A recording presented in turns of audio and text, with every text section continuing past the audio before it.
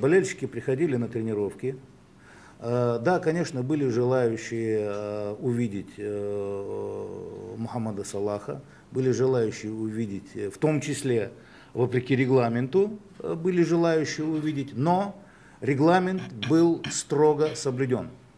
И я хочу все эти, так сказать, домыслы по поводу того, что там были с ними какие-то бизнесмены, что там разгуливали какие-то люди, что все там, кому не лень, подходили, фотографировались там и так далее. Ну, конечно, встречи были, я еще раз повторяю, и вопреки тому, что на основе каких-то непонятных около ливерпульских источников выдала нам там сенсацию в кавычках, а на самом деле утку, уважаемый CNN.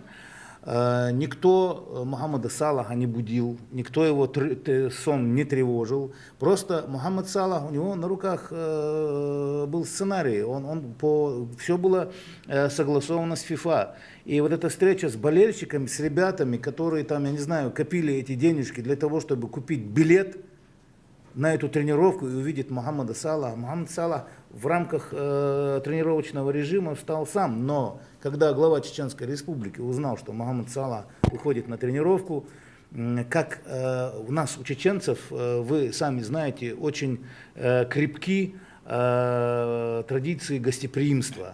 И считается правилом дурного тона, если ты не вышел навстречу к своему гостю.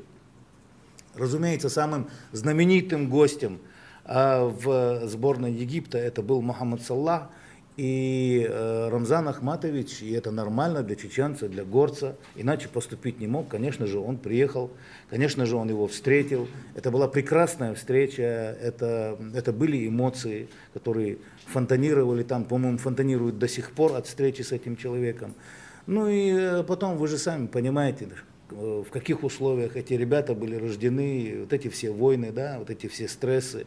Конечно же, для ребят увидеть такого героя, особенно увидеть этих двух кумиров вместе, для них это было большое счастье. Для республики, для нашей, которая имеет непростую историю, это было великое счастье.